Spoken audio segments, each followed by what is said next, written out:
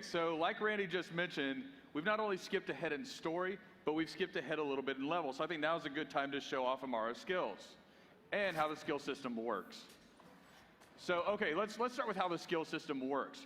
When you first get your skills, you don't just get one action skill, you get 3 action skills right away. And you can decide which action skill you want to equip. So let's look at some of our action skills here. Here we have Phase Slam, which was more of a kind of brute force, a melee ability where she has to run up to enemies and it'll cause area of effect damage. Let's go to the next.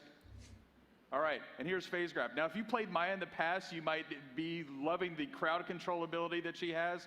This mimics that crowd control ability where an arm rises up and catches people in the air.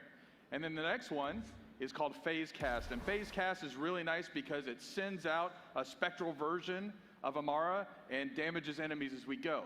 So now, as you level up with these characters, what you'll find is that you can not only find new and important action skills, but you can also augment your action skill, and you can augment your action skill to make that action skill react in different ways depending on what you like.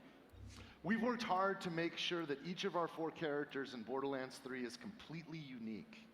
But there are hundreds of options, right? So if 2 people want to team up and play the same character, they're likely to have completely different capabilities. All right, we're gonna go with Slam. Hey, you ready, Daquan? Let's do this. Okay, now as we start out, I'd like you just for a minute to look at some of the damage numbers that come up. That'll be important later.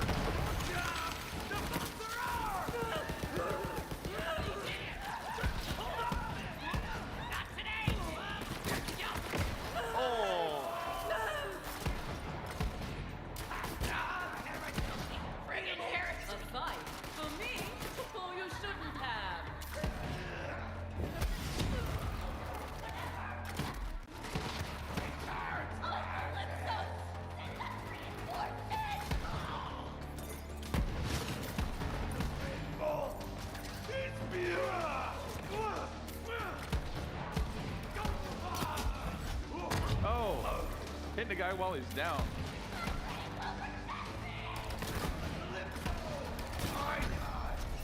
Leveled up. She's fine. She's fine. Oh, nice. Oh, that guy dropped a gun.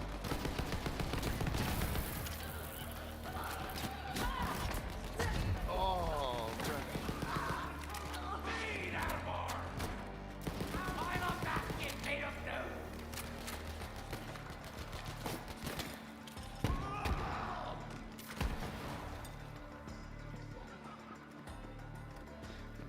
Did you guys catch the degrading cover? Oh, that's not bad. Good for later. Get some ammo.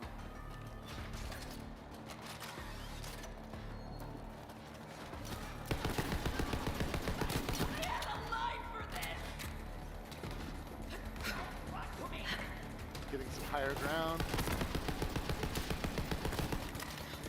That Tink built that turret there.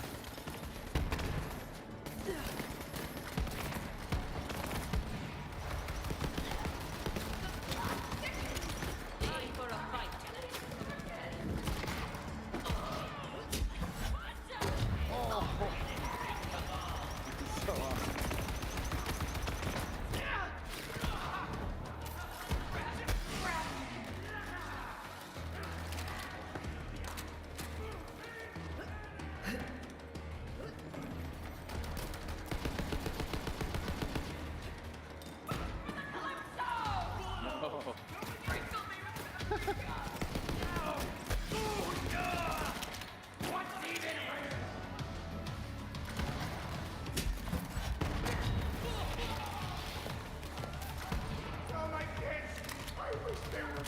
A new elemental type, radiation.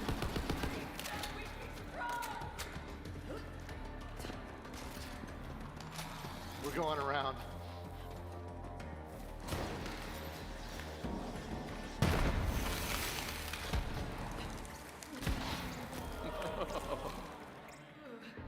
So that's what Mayhem's all about. Let's see what kind of loot we've got around here. There's got to be something good. An outhouse. Outhouse or great loot chests. It's Borderlands. We're gonna get ammo first. All right. Good job, Daquan.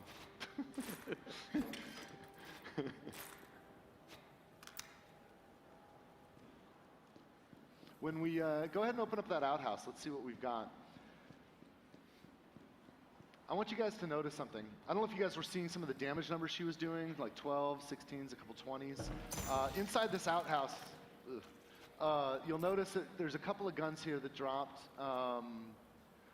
Okay, that one's level 4. Amara's level 5 right now. What's the other one? Okay, it's a couple level 4 guns. All right, so if you'll notice, these guns are balanced to Amara, right? So that means that, you know, you'd expect that, right? But the reason why I wanted to call this out is because that fight was a little hairy. We're gonna get some help. We're gonna have a co-op buddy join us right now. So can we take a look and turn around and maybe see if Zane Flint has joined the game? We're gonna get Zane in here.